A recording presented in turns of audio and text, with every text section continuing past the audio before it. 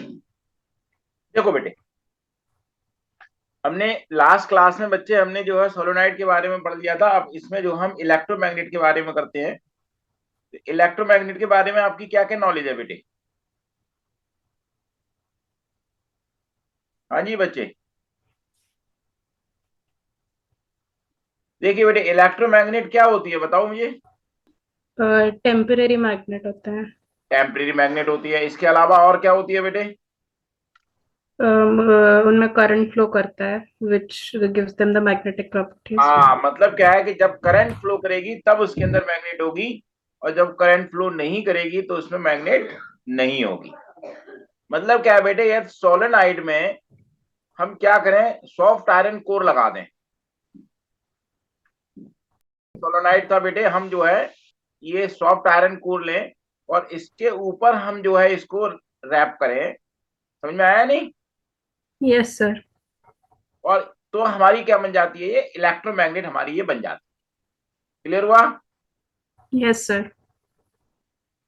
इसके जैसे हमारे पास ये करंट की डायरेक्शन हमें शो करनी पड़ेगी हर एक में। क्लियर? समझ में आया कि नहीं आया बेटे आपको? तो यस सर। ये हमारा साउथ पोल हो जाएगा, साउथ पोल हो जाएगा, और ये हमारा नॉर्थ पोल हो जाएगा। ये मैंने जिस तरीके से लिया है, एक डायग्राम में मैंने उल्टा बनाया है, यहाँ पर उल्टा बनाया है। बेटे हमारे पास दो टाइप की होती हैं, एक तो बार टाइप होती है और दूसरी होती है हमारे पास हॉर्स शू टाइप। हॉर्स, एक मिनट स्पेलिंग गलत हो गई, हॉर्स शू टाइप। ठंड में लिखा भी नहीं जा रहा उसको। मतलब आप इसको यू शेप बोल सकते हैं। क्या बोल सकते हैं हम इसको? U shape. मतलब यू शेप में बेटे आपको इस तरीके से होगी। आपने हॉर्स शू देखा है नहीं? Yes sir. हॉर्स शू बेटे, घोड़ा शू नहीं पहनता, लेकिन उसके पैर के नीचे जो है एक यू टाइप का आयरन का बार लगाया जाता है इस तरीके से। ठीक है ना? ये किसलिए लगाते हैं? जिससे कि उसका जमीन के साथ फ्रिक्शन कम हो जाता है और वो आसानी से चल सकता है। तो ये हमारी, ये जो हमारे पास मैग्नेट है, ये यू शेप हो गई, जिसको हम हॉर्स शेप या यू शेप मैग्नेट बोलते हैं। क्लियर हुआ? Yes sir. तो बेटे ये हमारी टेम्परेरी मैग्नेट है, तब तक काम करेगी जब तक इसमें करंट फ्लो करेगी। जैसे ही करंट फ्लो करनी बंद करेगी और ये हमारी मैग्नेटिज्म क्या हो जाएगी, इसकी बंद हमारी हो जाएगी। क्लियर बेटे? Yes sir. हाँ जी बेटे, ये बात समझ में आ गई बेटे आपको? यस और सर। बेटे सॉफ्ट आयरन कोर क्यों लेते हैं हम इसमें मैग्नेट बनाने के लिए? Why do we take the soft iron? बेटे सॉफ्ट आयरन इसलिए लेते हैं कि सॉफ्ट आयरन की जो रिटेंटिविटी होती है, रिटेंशन पावर होती है मैग्नेटिज्म की, वो कम होती है। इसको हम इजीली मैग्नेटाइज भी कर सकते हैं और इजीली डीमैग्नेटाइज भी हम इसको कर सकते हैं। क्लियर हुआ? Yes sir. बेसिकली मैंने आपको बेटे सोलेनाइड में बताया था कि जैसे ही इसमें करंट फ्लो कराते हैं, हमारे पास कॉइल तो कॉपर की होती है ना, तो बेटे जैसे ही हम कॉपर के वायर में करंट फ्लो कराएंगे तो ये हमारे मैग्नेट की तरह से काम करेगी। तो इसके बिकॉज ऑफ दिस, क्योंकि जो सॉफ्ट आयरन कोर क्या है हमारी, इसमें जो है कॉन्टैक्ट में है, इसमें अंदर है, तो ये ड्यू टू इंडक्शन क्या होगा? Due to induction. बेटे इंडक्शन मैंने आपको बताया था कि वेन एवर, मतलब इंडक्शन का मतलब क्या है, जब दो चीज आपस में टच में भी ना हो तो भी उनमें वो प्रॉपर्टी आ जाती है, if they are very close to each other. ठीक है? तो इसको हम क्या कहते हैं, induction, magnetism by induction. Clear हुआ? Yes sir. तो बेटे ये जो है, चूंकि सॉफ्ट आयरन कोर इसके अंदर है, तो क्या करेगा, ड्यू टू इंडक्शन ये भी हमारा क्या हो जाएगा, मैग्नेटाइज हो जाएगा।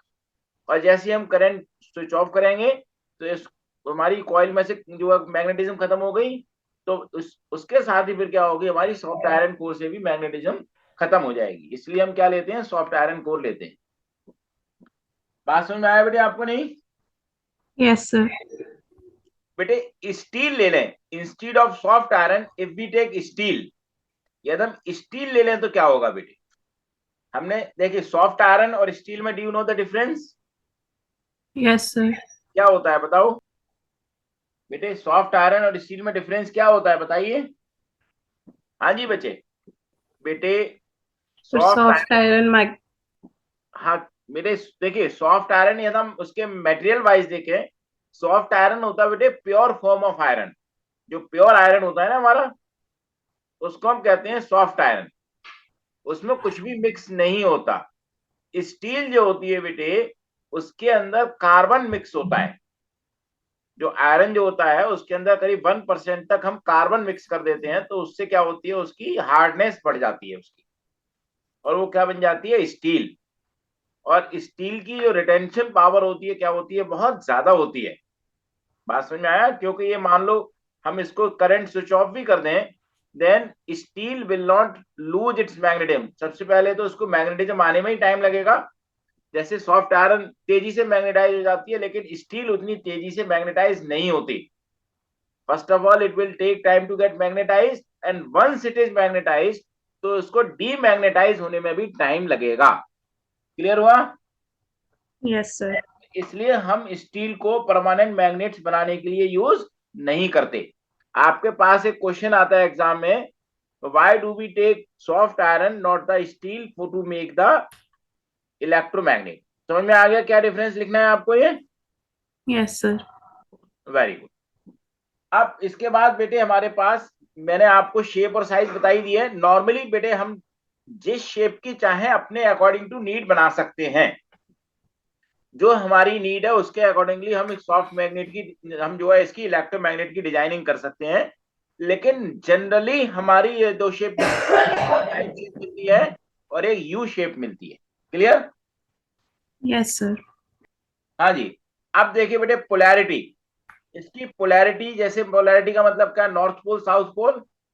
इसका निकालने का क्या हमारा ये रूल होगा बेटे, क्लॉक फेस रूल आपका जो है यहाँ पर यूज होगा। क्लियर हुआ कि नहीं हुआ? Yes, sir. जो क्लॉक फेस रूल जो हमारे पास जो था, जो मैंने आपको सोलेनॉइड में कॉइल में बताया था, सेम रूल यहाँ भी यूज होगा। जिस फेस में हमारी ये करंट क्लॉकवाइज होगी वो तो हमारा क्या होगा, ये साउथ पोल होगा। और जिस फेस में हमारी करंट एंटी क्लॉकवाइज होगी वो पोल का हमारा क्या होगा, नॉर्थ पोल होगा। क्लियर? Yes, sir. अब देखते हैं बेटे क्या क्या फैक्टर्स हैं जो स्ट्रेंथ ऑफ इलेक्ट्रोमैग्नेट को अफेक्ट करेंगे। Factors affecting strength of electromagnet. जो इलेक्ट्रोमैग्नेट की क्या क्या हमारे पास होंगे, तो सोलेनॉइड में बेटे मैंने आपको क्या क्या बताए थे?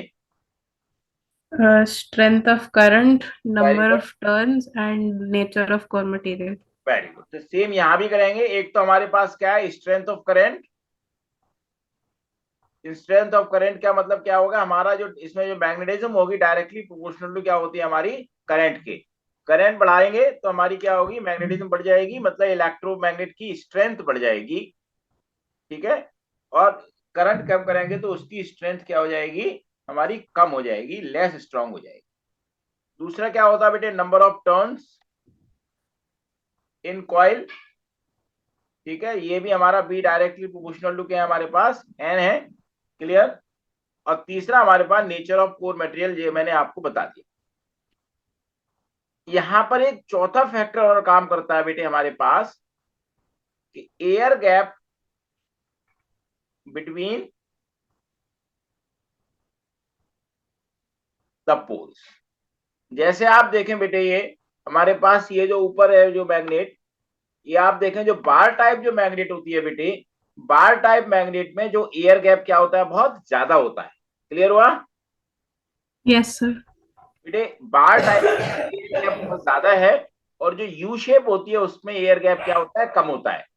प्लस हम क्या करते हैं बेटे, जब हम इसको इलेक्ट्रोमैग्नेट को बनाते हैं तो यहाँ पर कैप्स लगा देते हैं। यहाँ पर ये इसको कैप लगा के इसमें क्या करते हैं, इसको बिल्कुल कंप्लीटली क्लोज कर देते हैं, जिससे कि अंदर कुछ भी एयर ना जाए। Clear?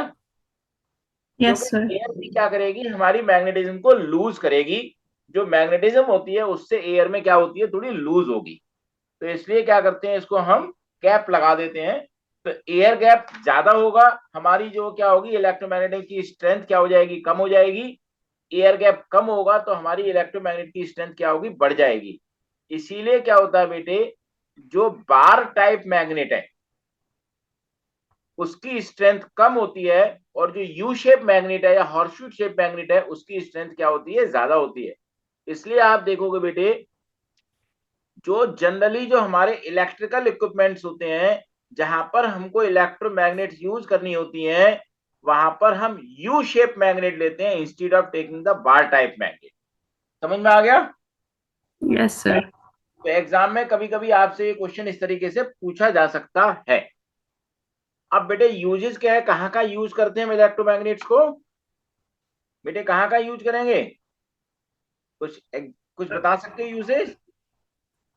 For lifting heavy loads and electrical devices like electric bells and medical practices.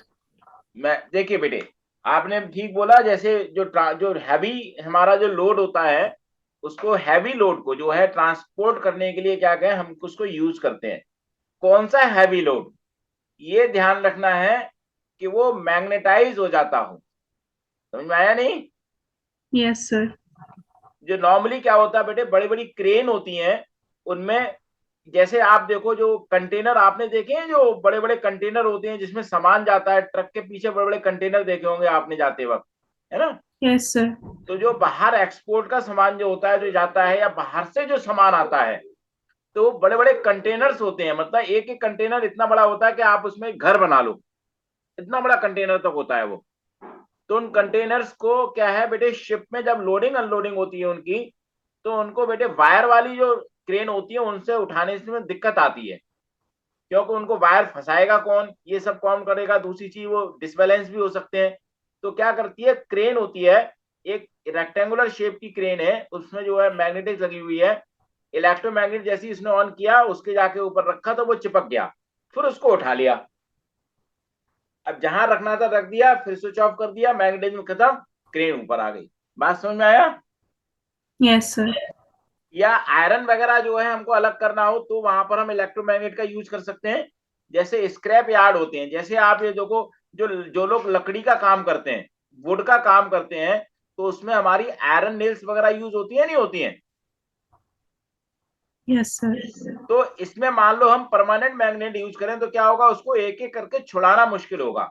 तो क्या करते हैं, इसमें इसमें जो है इलेक्ट्रोमैग्नेट का यूज करते हैं, तो वुड में से फटाफट से जो जो आयरन नेल होती है उससे चिपक जाती हैं, और जहां रखना है उसको जैसे वो आयरन नेल हमारी वहां जाकर के छूट जाएंगी। इसके अलावा मेडिकल में यूज करते हैं बेटे। मेडिकल में कहा कैसे यूज होता है, जैसे मान लो कोई आयरन पार्टिकल कहीं चला जाए बॉडी के अंदर। आयरन पार्टिकल क्या हो सकता है, जैसे बुलेट हो सकती है। बुलेट बॉडी के अंदर गई, तो वहां से अब सर्जरी के थ्रू कैसे निकालेंगे उसको? सर्जरी के थ्रू हमें सारा मांस वगैरह निकालना पड़ेगा जो है। तो इसलिए फ्लैश, तो इसलिए क्या करते हैं, हल्का सा कट लगा करके इलेक्ट्रोमैग्नेट की हेल्प से उसको बाहर खींच लेते हैं। क्लियर हुआ? Yes, sir. तो ये चीज करते हैं। इसके अलावा जैसे बेटे आप इलेक्ट्रिक बेल देखते हो, आज की डेट में तो इलेक्ट्रिक बेल लगभग बंद सी हो गई है, हो सकता है आपके शायद स्कूल में होगी।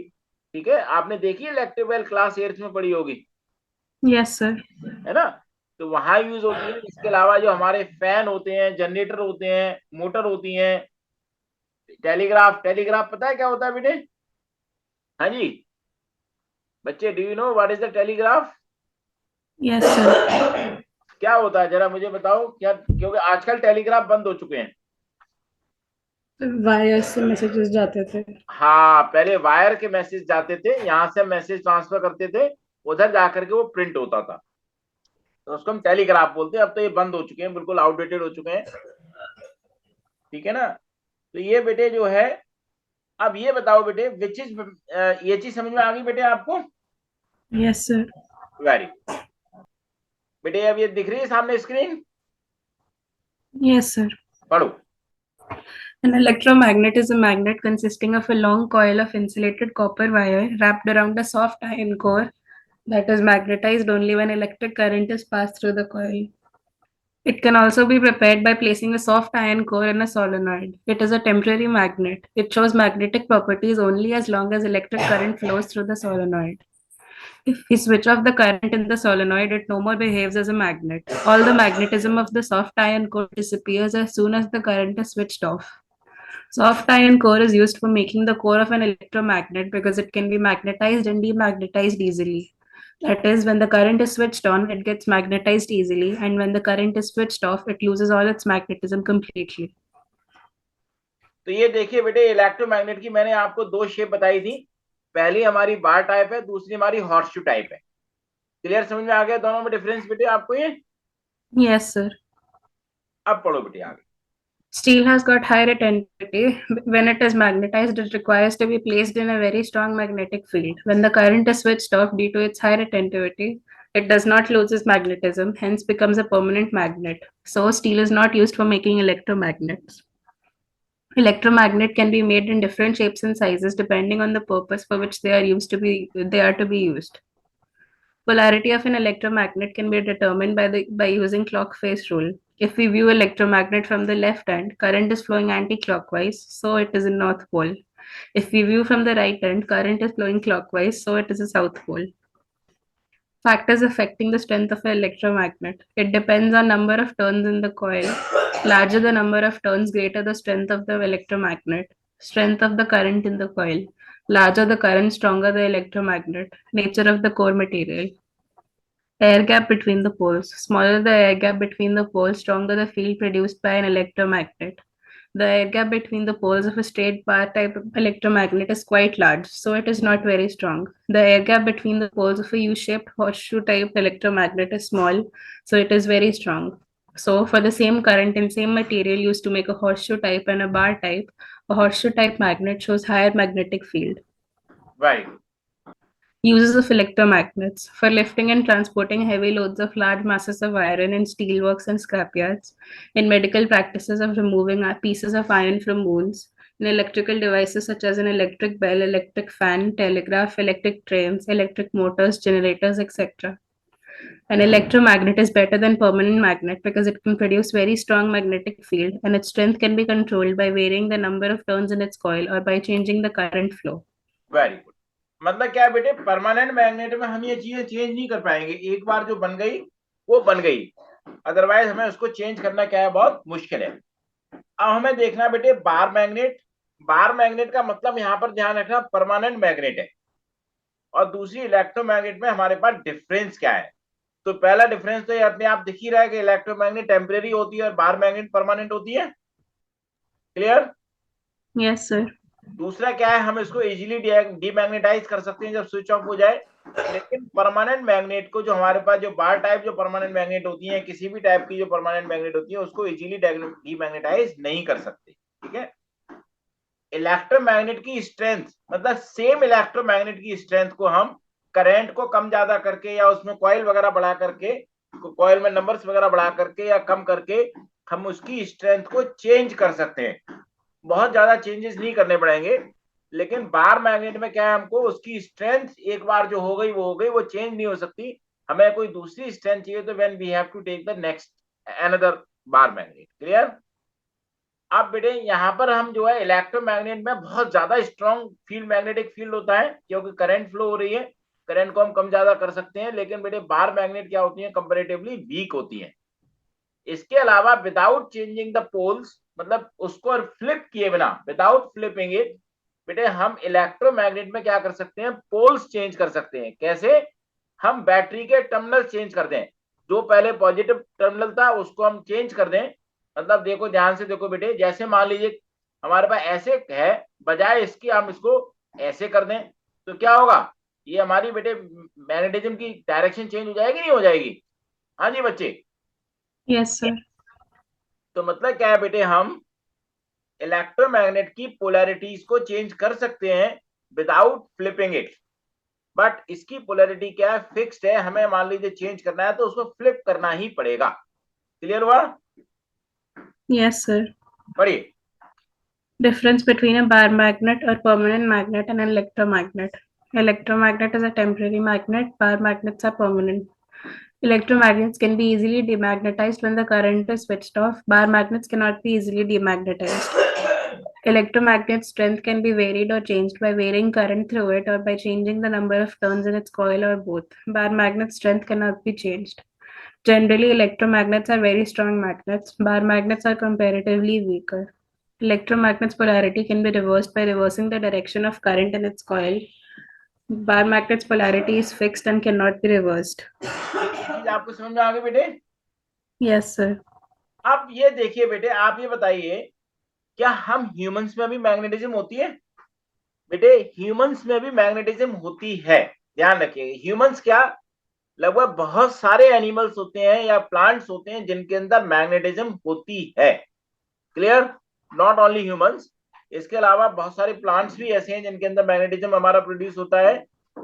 एनिमल्स भी हैं जिनके अंदर मैग्नेटिज्म प्रोड्यूस होता है।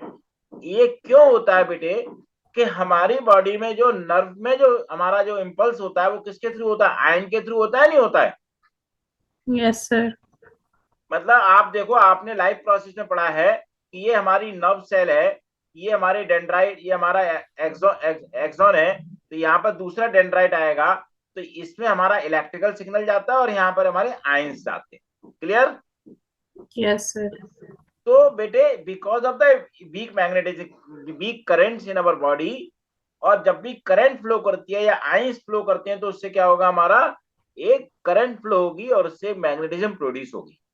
लेकिन ये क्या होते हैं, बेसिकली इंपल्स बहुत ज्यादा वीक होते हैं। लेकिन बेटे हमारे दो बॉडी के ऑर्गन ऐसे होते हैं, जैसे हार्ट और ब्रेन, जहां सबसे ज्यादा मैग्नेटिज्म होती है। इसका रीजन क्या है बेटे, हमारी बॉडी की सबसे ज्यादा जो नर्व सेल का कंसंट्रेशन कहां पर है, हमारा हार्ट ब्रेन में होता है। Brain is a full of nerve cells, पता है ना आपको। हेलो बेटे, मेरी आवाज आ रही है नहीं। Yes, sir. ब्रेन में सबसे ज्यादा मैग्नेटिज्म, क्योंकि सबसे ज्यादा इलेक्ट्रिकल एक्टिविटी वहां पर होती है। इसके अलावा हार्ट में भी सबसे ज्यादा इलेक्ट्रिकल एक्टिविटी होती है, बिकॉज ऑफ द पंपिंग, एक तरीके से पंप का काम करता है वो। तो इसलिए यहाँ पर ये दो ऑर्गन हमारी बॉडी में होते हैं जहां मैग्नेटिज्म सबसे ज्यादा प्रोड्यूस होती है। अब बेटे एक, जैसे आपने एमआरआई वगैरह सुना होगा, एमआरआई लोग एमआरआई कराते हैं। तो एमआरआई बेसिकली क्या है, किसके ऊपर बेस्ड है, जो हमारी बॉडी में जो मैग्नेटिज्म होती है उसके ऊपर बेस्ड है ये। मतलब क्या है कि एमआरआई में एक मैग्नेटिक फील्ड क्रिएट किया जाता है। ध्यान रखिएगा, मशीनें होती हैं, आपने शायद मशीनें नहीं देखी होंगी, एक लंबी सी मशीन होती है एमआरआई की, ठीक है। उसके अंदर क्या होता है, मैग्नेटिक फील्ड क्रिएट करते हैं, और वो हमारी बॉडी के उस पर्टिकुलर पार्ट में जो मैग्नेटिज्म है उससे इंटरेक्ट करेगा, और डिफरेंस होने पर उसकी वो इमेज पिक्चर्स देता है, और इससे हम अंदर का देख सकते हैं। जैसे आप देखो, ब्रेन के एमआरआई होते हैं, या कोई कैंसर टिश्यू वगैरह है उसके एमआरआई होते हैं, कोई भी डिफॉर्मिटी है वो हम एमआरआई से पता लगा सकते हैं बॉडी के अंदर। क्लियर हुआ। Yes, sir. रीड करो। Magnetism in human beings. What produces magnetism in the human body? Extremely weak currents are produced in the human body by the movement of charged particles called ions. These are called ionic currents. They flow along the nerve cells. Since an electric current produces a magnetic field, so these weak ionic currents produce magnetic fields in our body. These electric impulses are about 10 to the power minus 9 times than that of Earth, so it is very, very weak. Heart and brain are two human body organs where magnetism produced is significant. MRI, magnetic resonance imaging. The magnetism produced in our body forms the basis of MRI. It is used to obtain images or pictures of the internal parts of our body. It enables the doctor to see inside the body. For example, to detect cancerous tissues inside the body of a person. Very good. तो अब बेटे हम आपने यहाँ तक कर लिया। अब नेक्स्ट टॉपिक जो हम करेंगे वो है force on current carrying conductor placed in a magnetic field.